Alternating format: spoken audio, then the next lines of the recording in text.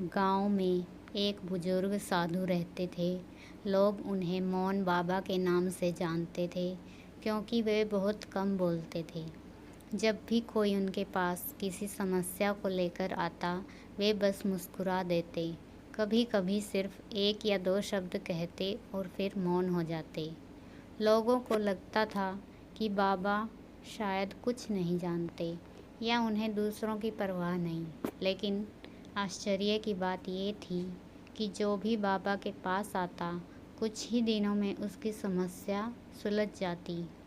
एक दिन शहर से पढ़ा लिखा एक युवक अर्जुन गांव आया। उसे बाबा के बारे में सुनकर बड़ा आश्चर्य हुआ।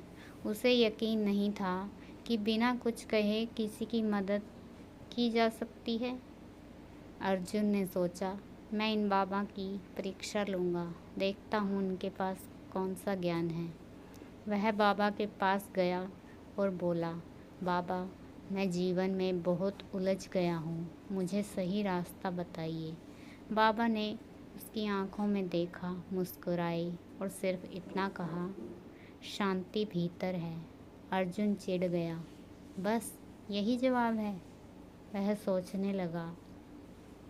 उसने फिर पूछा, क्या मुझे नौकरी करनी चाहिए या अपना व्यवसाय शुरू करूं? बाबा ने केवल हाथ से आसमान की ओर इशारा किया और आंखें बंद कर ली। अर्जुन को लगा कि उसका मजाक उड़ाया जा रहा है। वह गुस्से में वहाँ से चला गया।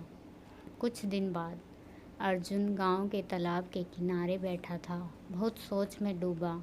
तभी उसे बाबा के शब्द याद आए, शांति भीतर है। उसे एहसास हुआ कि वह हमेशा बाहर जवाब ढूंढता रहा, कभी खुद से सवाल नहीं किया। उसने खुद से पहली बार पूछा, मैं क्या चाहता हूँ?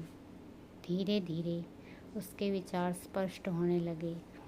उसने अपना मन शांत किया, ध्यान किया और महसूस किया कि वह वास्तव में एक लेखक बनना चाहता है, ना कि किसी बड़ी कंपनी का कर्मचारी।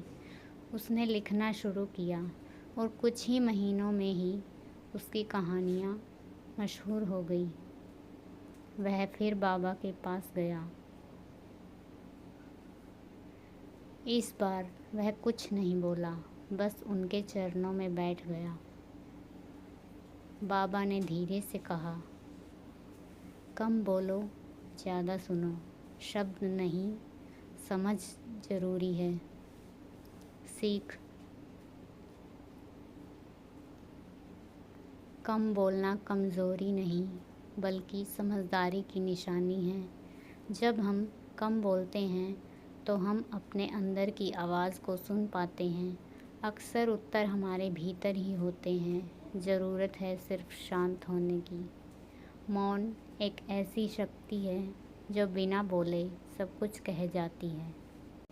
अगर आपको यह कहानी पसंद आई हो तो प्लीज़ सपोर्ट करें, चैनल को सब्सक्राइब करें।